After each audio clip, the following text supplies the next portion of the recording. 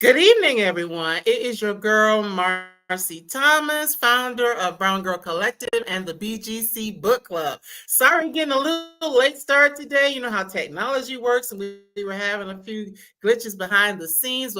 We were determined to get here to talk to you tonight about this wonderful, glorious book that is going to be hitting bookshelves on next week on the 13th. So if this is your first time joining us, once again, I'm Marcy Thomas, founder of Brown Girl Collective and the BGC Book Club, coming to you from the outskirts of Atlanta, Georgia. So if it's your first time joining us, please feel free to drop in the comments where you're joining us from, or if it's your first time, or just anything good that you want us to know about you as a part of this book reading. On this evening, to be able to bring to you a conversation about a book that I had the opportunity to read in advance. As I mentioned, it doesn't come out till next week, and it really moved me.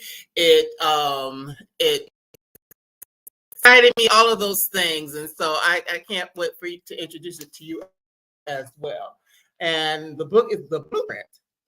So it's written by Rae Giana Rashad, who holds a Master of Education in Curriculum and Instruction from the University of Texas at Arlington. She's born and raised in Texas with roots in Louisiana, and her writing is infused with Southern influences and Black history, which you will find in this book. She currently lives in the Dallas area with her husband and 3 children. So without any further delay, let's welcome Rae Giana Rashad to the BGC Book Club. Welcome. Thank you so much. I'm happy to be here. Yes, and thank you so much for your patience, girl. Y'all know technology is good when it does what it's supposed to, but when Right, it doesn't, absolutely. it can be quite Right. a pain. So, well, first of all, I just want to congratulate you being a published author or authoress, as Maya Wilkes used to say on Girlfriends. So, Thank you for that. congratulations. Thank you so much for that. I'm very Yes, excited. yes. So, this is your first novel, correct? It is. The Blueprint is my debut novel. And as you said, it is available February 13th. So next Tuesday.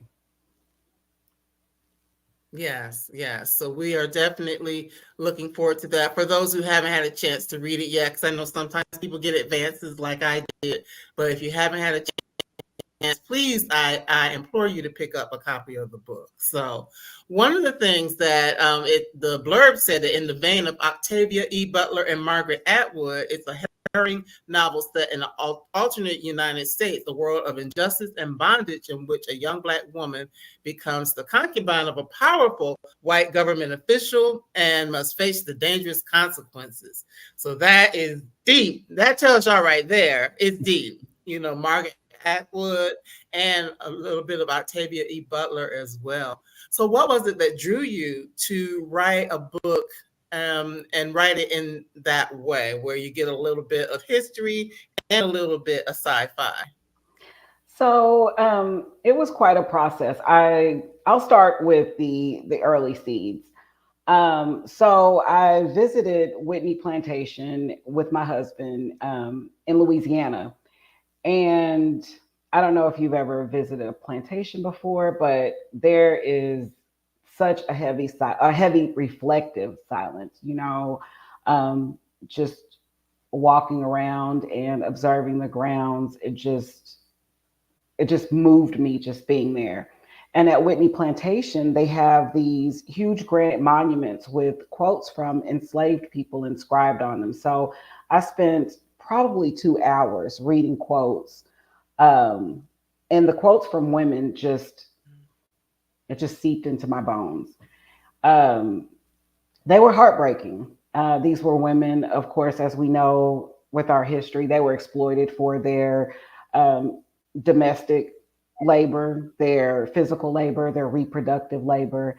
And it was just on my mind as we traveled home from Louisiana to Dallas. And at home, I reread narratives from enslaved people that I'd read years ago. And this time I searched for the voices of women.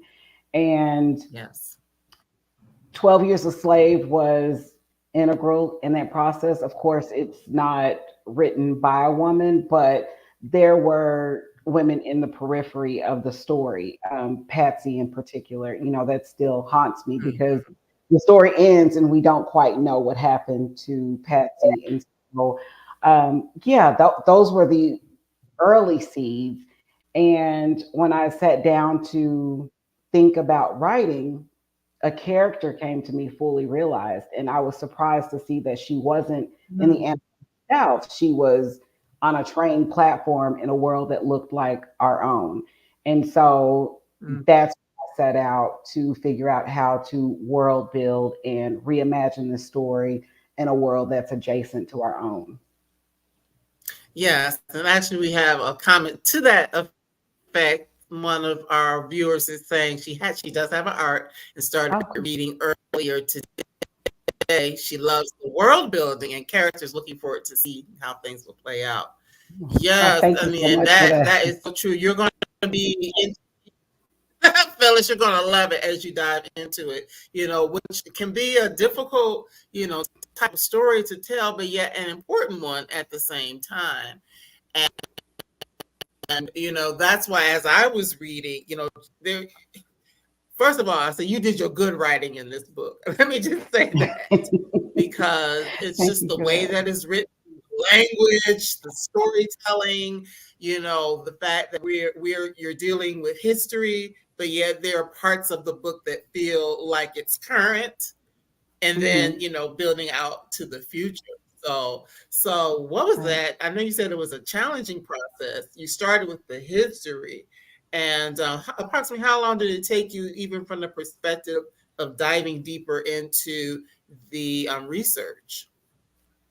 So, just to clarify, do you mean the process from research to a completed book, or is that what you're asking? Well, just research in and of itself, because you had to kind of understand a lot of things to be able to tap into the historical piece. Yes. So, the research that probably I would say that it took several months of research prior to honing in on the characters, but research happened throughout the process. It took me 5 years to get a draft that I was comfortable with. Um, and so it's hard to quantify exactly how long the research was, since I was constantly, rereading and looking at narratives, looking at the work from historian Annette Gordon Reed, and also historical fiction for inspiration. So all of that went into the writing and the research process.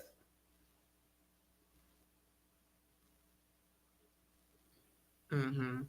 And not only that, building your world as well, because we have another comment that their rules, laws of their society was fascinating, and how did you kind of determine what those rules would be? Because as I said, we were dealing with history, but then you're also future casting, as well. So how did you Mhm. determine what types of rules and laws would be out in, those parts of the book as well?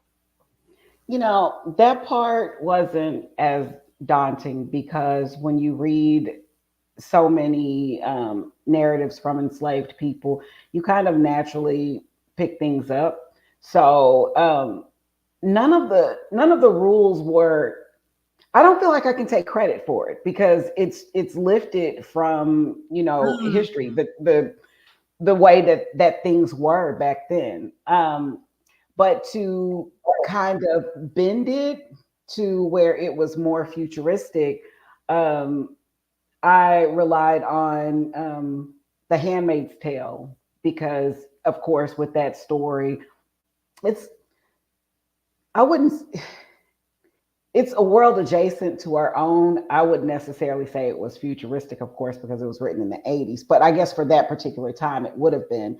And it's also a story that is shaped around a totalitarian government. So some of those aspects that Atwood incorporated into her novel that I loved, that highlight the oppression of women those were things that I was able to build on and incorporate into the blueprint. So building on that while incorporating history is what created the world of the blueprint. All right. And, I'll say this, and I just dive a little bit deeper into the story itself.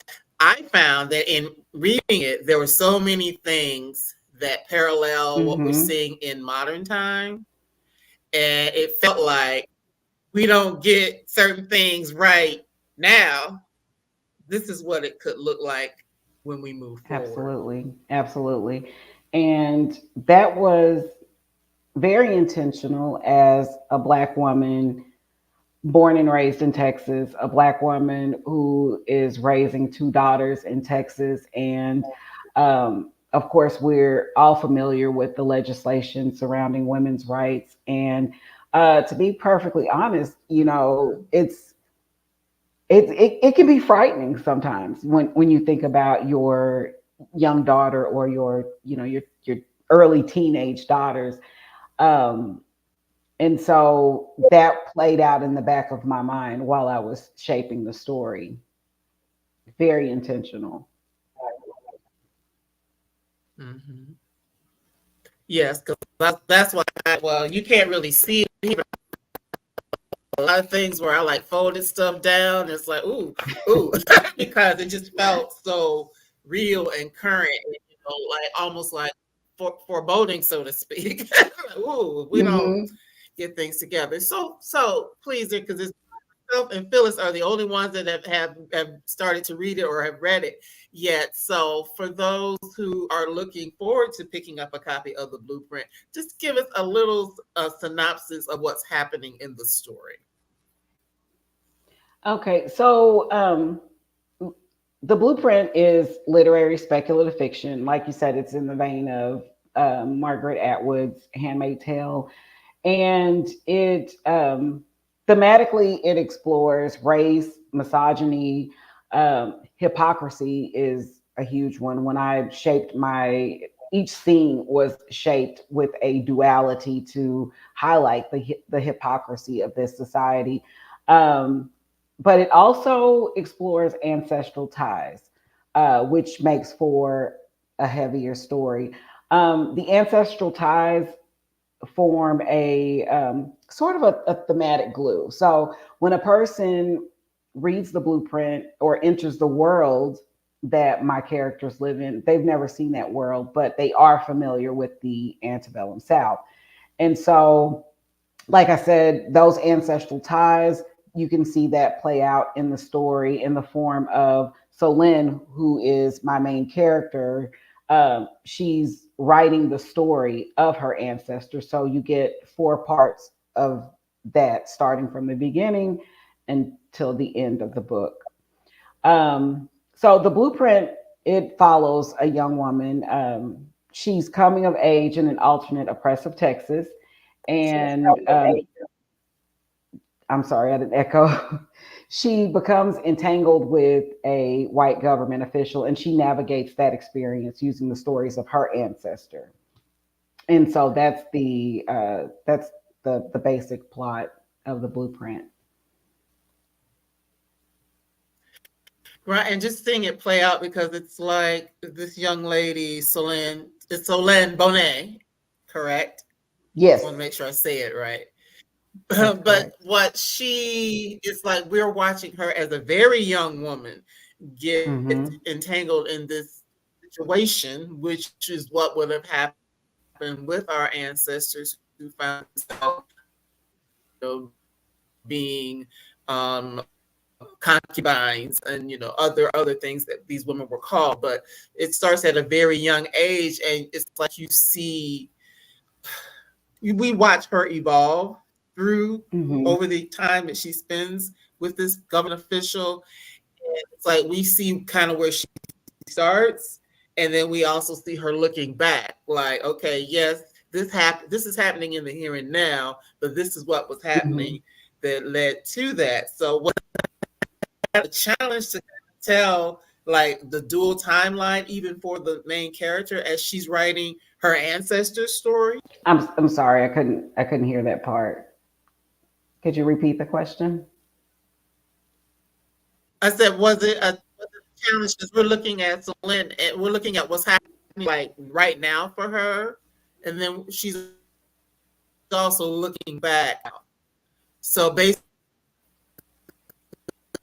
she has two storylines. She's telling the past and she's living in the present, but then she's also going back to talk about her ancestor. Yes. And so you were asking, was that a challenge to create that? Okay.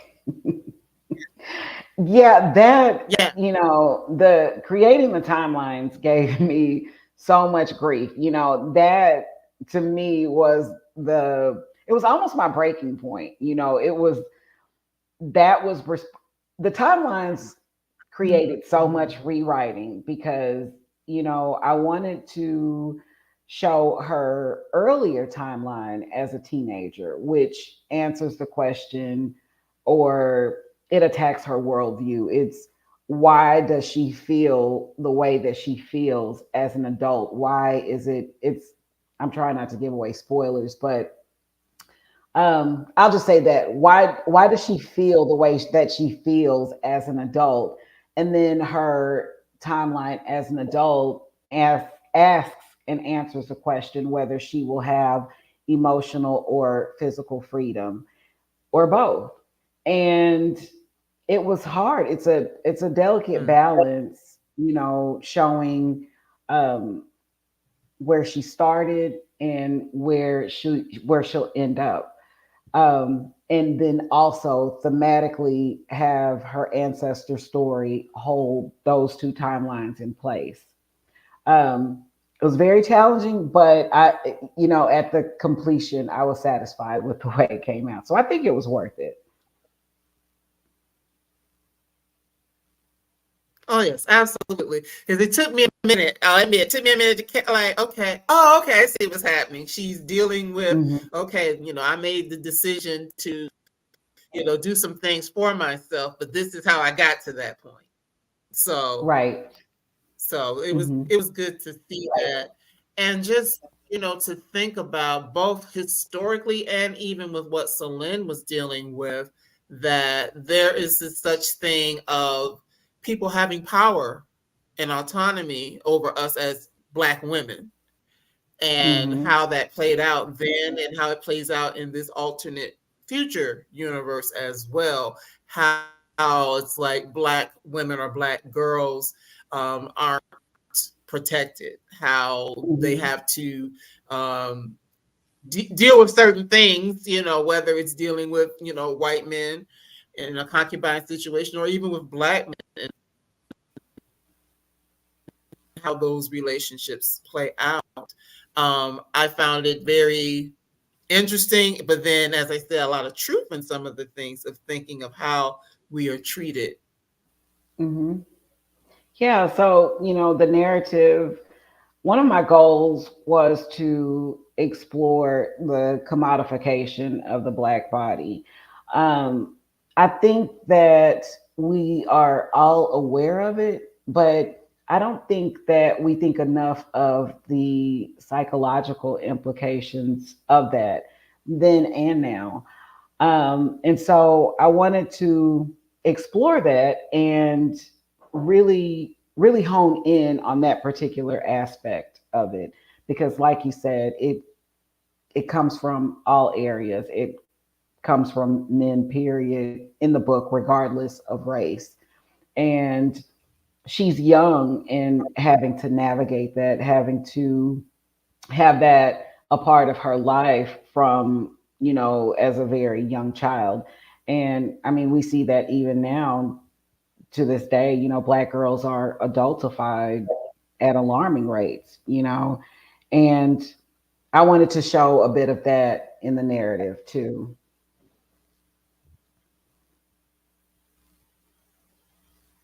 Hmm. Yes, definitely the adultification of young Black women, to think that someone is, 14, 15, 16, and being, treated sexually like a woman, but she's really still a Mm-hmm. child. And, the fact Absolutely. of being able to have that level of control over her because of that. And, there's a person who's in jail right now. I thought about that as Right. well, even though, it's a different type of Absolutely. situation, but the mind control is the same. Mm-hmm. Right, absolutely.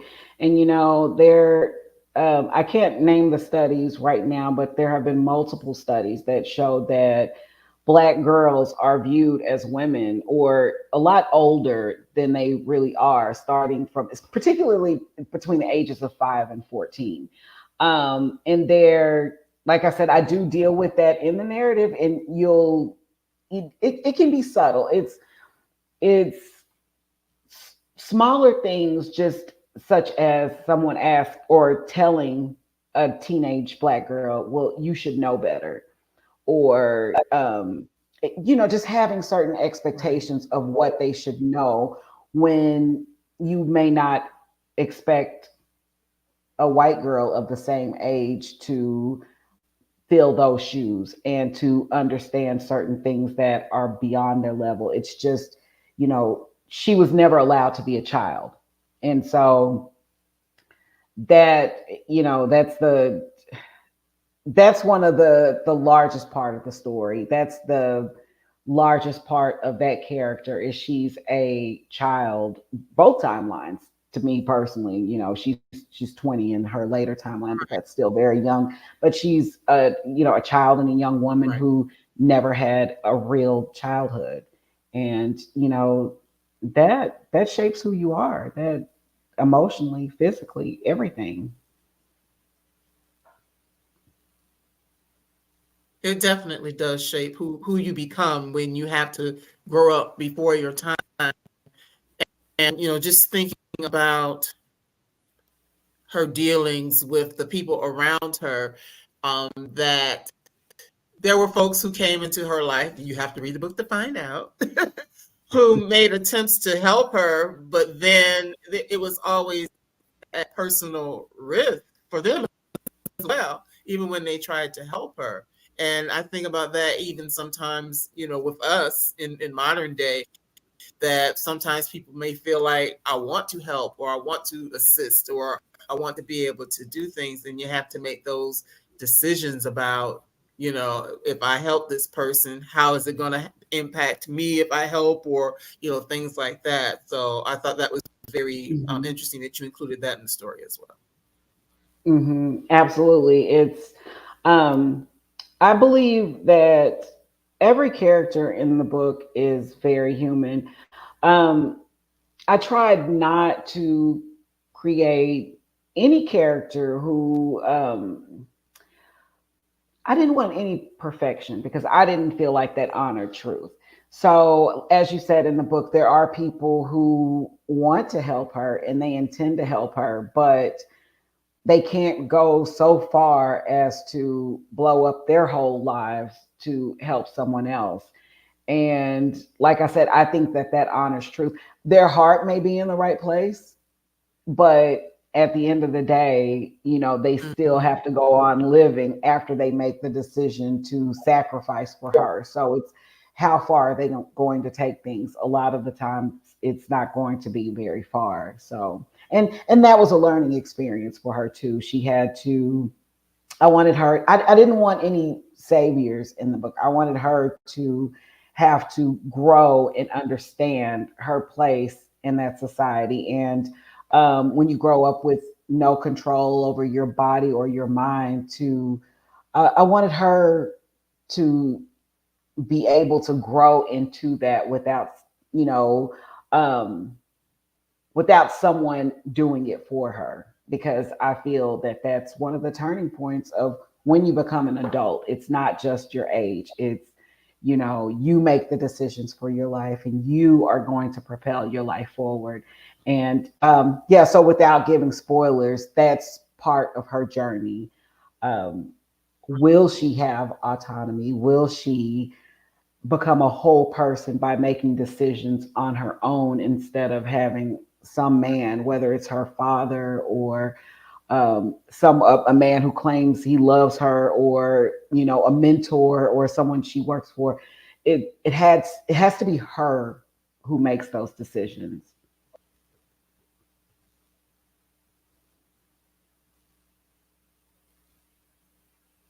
Hmm. Hmm. But in the world that is, and it harkens back to the old days, and probably the way some people want it to be as we move ahead, is that a woman really did not have any rights on her own. For these young women in the world that you build, it's like they basically go from their parents' house, then they have this. They're assigned. They get these assignments. This isn't saying too much. They're assigned to be, work to be with these leaders. I'll just leave it at that. And then once the leader has kind of gotten what they need, they're assigned to go Hmm. someplace else. So it's like they're never Right. really given the opportunity to just make choices for themselves. Right, right, absolutely. And um, there are ways that I try to show her growth. Just simple things that she didn't think of. I think about my own teenager, things that she's growing into that she's not. She has my daughter. She's 14. She has a tenuous grasp on things like money and trying to take care of herself. She thinks it's so easy, and so you see some of that with Solenne. She's thinking, oh well, I can just, and sometimes it's frustrating because she's a kid, and you think, well, there's going to have to Right. be a bit more growth for you to do these things, but she's it's definitely a starting point A, and then growing to that ending point B. So yeah, so it's she takes a circuitous route to get there, but it's I just ask that the reader walk with her through that journey to watch that growth. Mm, right. And what I also like is that it's Solene's story, but then there are a few other women who are in the as well that it is that they decide that they really do, believe in the tenets of this world that with the steps, and maybe chastise her a little bit for not wanting to, do things the quote unquote right way. And then you have others that say, hey, that's not for me. I'm going to choose what works. And in this world where they probably wouldn't have a lot of opportunities to make their own choices, there are people who do. Right, right, absolutely. And that was one of my favorite parts of the novel. The Blueprint it's a short book, but it's very heavy in content. And um, one of the a beacon in the story is her relationship with other women. And those are the parts that I like to write. They're all starting at a disadvantage, but this is a disparate group of Black women. You can see that some make different choices. It just depends on their their starting point and their goals and what they want. And so um, these are all lessons that Solenne takes with her throughout a 5-year journey to arrive where she arrives by the end of the book. And I think that that speaks to the power of having Black women around you. So because she Yes. couldn't have she wouldn't have thought of some of these things on her own. She had to have that journey, particularly older Black women. She there's a character that she meets about midpoint into the book, and that character questioned her worldview. And of course, she's young, so she's going to challenge it. But that particular conversation that happened in the book, that was integral to her growth as a person. Mhm. And that's why I think it's so important for us to be able to have those multi-generational or cross-generational conversations, because I know that sometimes young people think they know it all. And sometimes us older people think we know it all. But being Right. able to have conversations where, we can talk about things and learn from one another, or maybe see things in a different way. I think that that's so powerful, and I did love the fact that you included that. And even though her mother is a character in the book, it wasn't necessarily coming directly from her mother. It was from the other women in her life, which it says a lot there as well. That yes, we have the person who raises us and nurtures us, but there are other voices that can potentially add value to our Right, lives. right. Because and thank you for naming that. It's actually it's critical to listen to the generations who come before us, and then also for older people to listen to young people, because things change.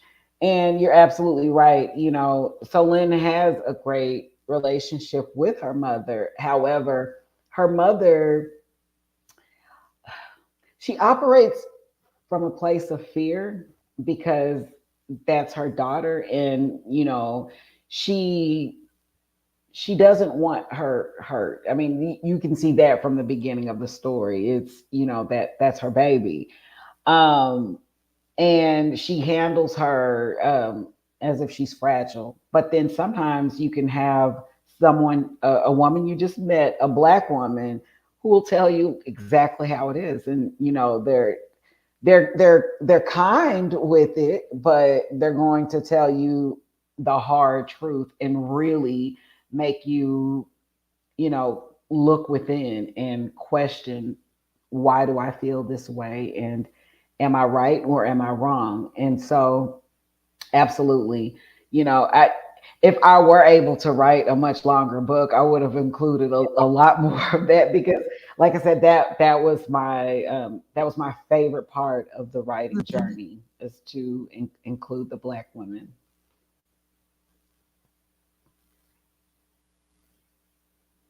Hmm. And the black women of history as well, because you do mention, and this isn't giving anything away really, you do mention people like Sally Hemings, and just women of that vein that would have been dealing with different things. That we go back to at the period of enslavement, and how it moved forward. So there are many voices that can speak, whether it be the ancestral voices that speak to us and guide us in a variety of ways, as well as the people who we're able to sit down and have real conversations with. Absolutely, and that's a great point. um So there, I included women from history, but then of course there is the fictional woman from history, which happens to be her ancestor. Um, her name, she was named Henriette, and her story, or her journey, is what propelled Solyn forward, because when she Hmm. thinks about freedom, she thinks about who she descends from and what this person was able to accomplish, even though she had much less, arguably. Both societies, the societies mirror each other. The society that I created in the alternate Texas, but then it also it mirrors the antebellum South that Henriette lived in. And so she thinks, okay, well, if Henriette was able to accomplish this, then maybe I can have my own version of freedom. Hmm. And to be honest with you, that's one of the things that I really wanted to do with Brown Girl Collective. Yes, the books and the conversations that we have here, but as a whole, one of the things in starting it, several years ago, was to be able to tell stories and and to glean information from those who came before us, because Mm, oftentimes we find ourselves in situations where we might think, oh, that's not possible for me, or I can't do that, or I'm limited to this thing or that thing. But when you can get those stories, whether they're through books or through, family, lore, whatever the case may be, that you see that people were overcomers, that is the mhm. thing that really can serve as inspiration to us in the present day. So I love that you incorporated that into the blueprint. And I love that you incorporate that into Brown Girl Collective, because it's so important. I think that sometimes we take those stories for granted. We may have grown up hearing about them, or maybe not. But I think that if we aren't intentional with reading these stories and recognizing the beauty and the strength in them, and purposefully handing those down to our daughters, um, the distance will create so much that the distance will create disappearance, basically, is what I Mhm. think. And so that just makes me sad to even think about that. So we have to be intentional. It's maybe painful, Yes. to read about it, or um, to see it dramatized on TV, maybe. But I still think that it's important that we hand down those stories of strength. It is so important. And one of the things, and this is a book, it is a short read, but it's one, Mhm. I'm gonna be honest with you, Ray, I will read it again. Because there's just so much in it. As I told you, I have my tabs. I mean, some of the things that you say, in the book just really made me think like, see, and I'm like, that's what I'm talking about. I mean, I was talking back to the book. I don't know if other people do that, but I was talking back to the book as I was reading.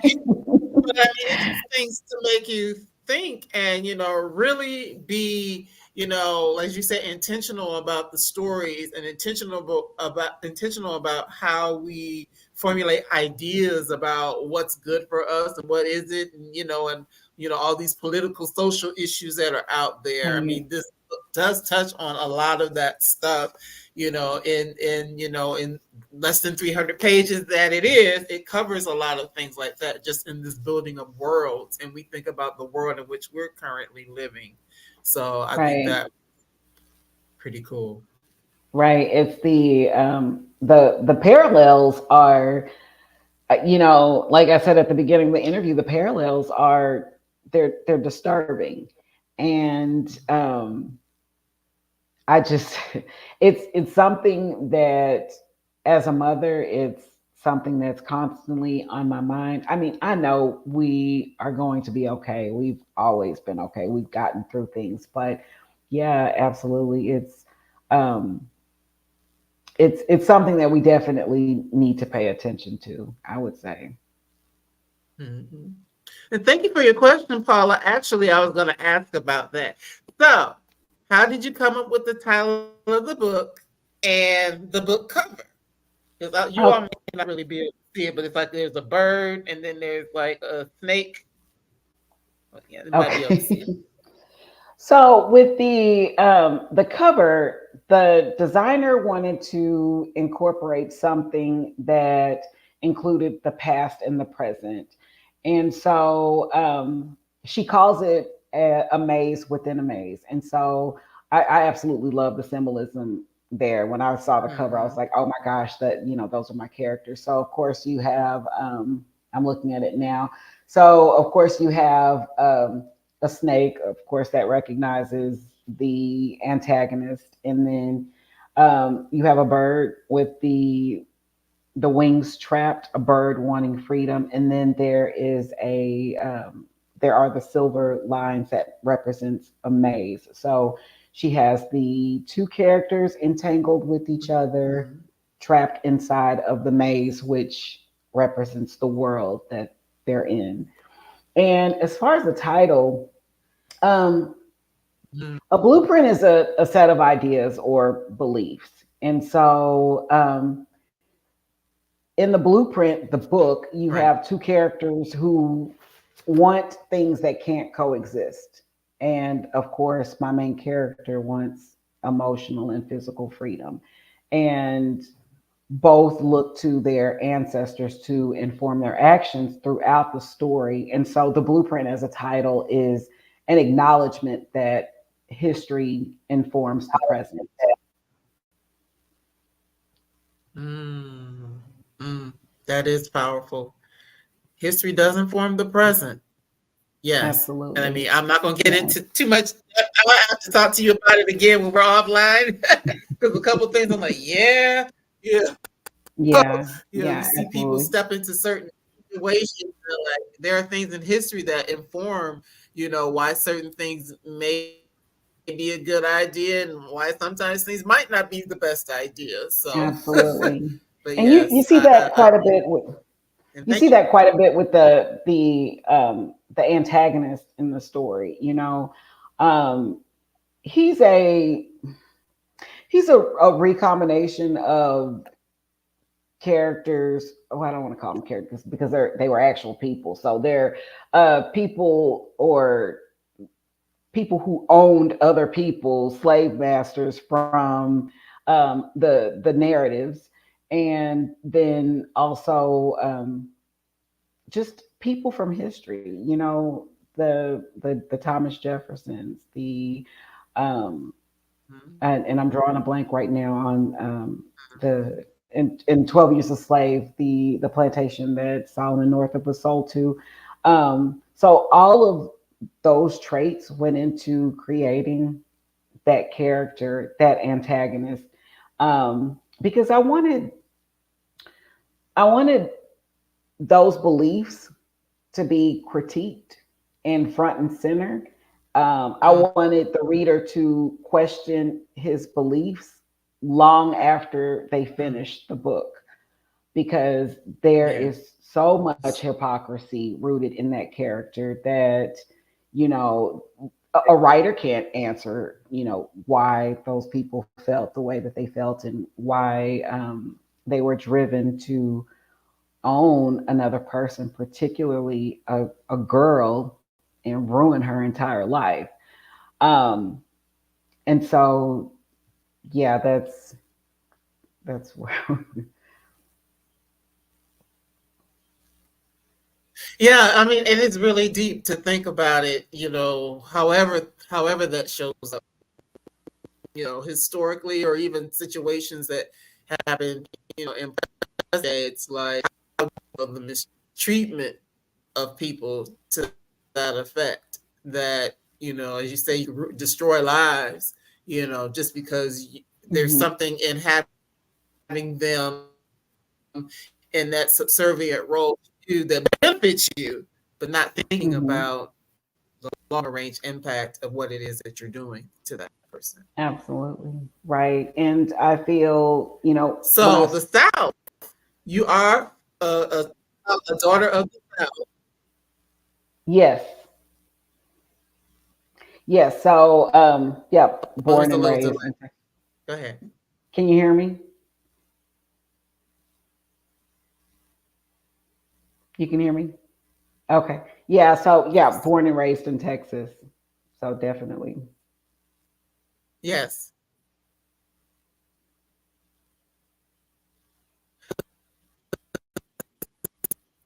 South, I would consider South or Texas, and well, Louisiana, just the way that you talk a lot about those two particular states. There are, Georgia is mentioned as well, specifically, but just how those particular places and their role in history. Hmm. And I love how you included that, and there's some parallels in the world that you built, as well as what's happening now, as well as what happened historically in those particular Right. places. Right. Absolutely. Um, yeah, there's just something organic being a black woman in Texas writing about a reimagined patriarchal society. It had to be here. It just it just made sense. It just felt right. And Louisiana, I want to say that may have happened by accident. Maybe it wasn't accident. Maybe it was my subconscious. Louisiana for some reason just represented freedom for me, and so in the blueprint, that's the only. I guess if you were looking at it as a historical novel, that would be like the only free state. And then yes, Georgia is mentioned quite a bit because there is another a minor character who's but his beliefs and his actions do shape the story.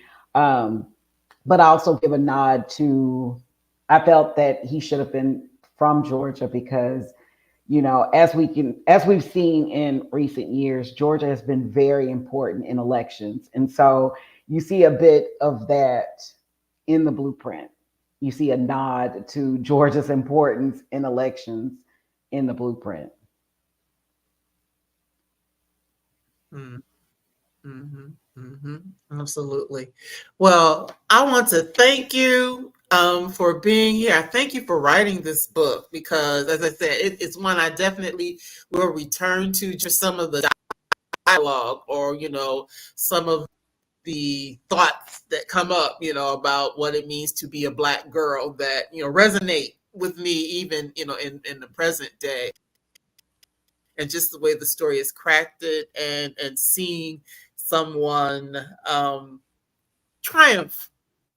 I'm gonna leave it that and leave it at that. Trials that move into triumph ultimately. So Yeah. I really could appreciate that. And congratulations again on this being your first debut novel, because you all, when you read it, see that this is Rae's first published novel. You won't Yes. believe it in the way that it's written. Because it reads quick, but I was even more compelled because it reads quick, but it also reads well. Put it that way. I just couldn't. I wanted to turn the pages and to see, to get inside the characters and indirectly inside the mind of Ms. Rashad, and writing this story and crafting this story. So there is the question. The book officially comes out next week. Are you touring, and will you be in Houston? I do have a few events scheduled now. There is something in the works in Houston. I don't want to say too much about it right now because it's not it's not solid just yet. So, but what I do is there's an events tab on my website, and so I don't want to keep saying check there, but that's basically where you would find out if I'm going to be touring in Houston. But thank you for that question and for your interest.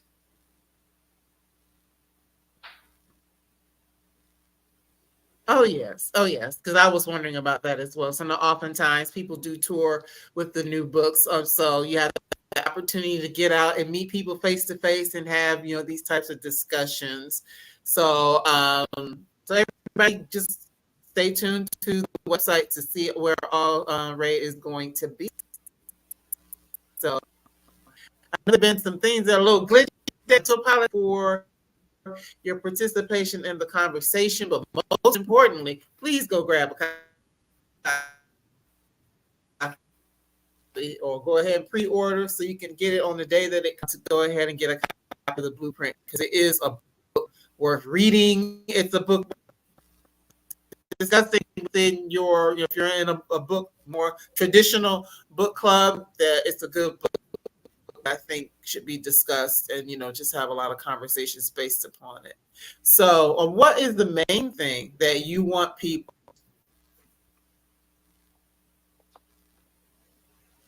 I'm sorry, you were cutting out on the last part.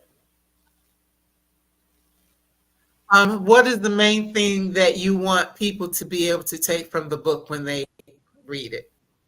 Got you. Thank you. History. I think that the main point in this conversation today was how much history mirrors the present. Um, And so I hope that as readers read it, that they are reflective on that, and um, that they think about what kind of future we are, what kind of future we're building, especially with current events that are happening with the legislation surrounding women's rights.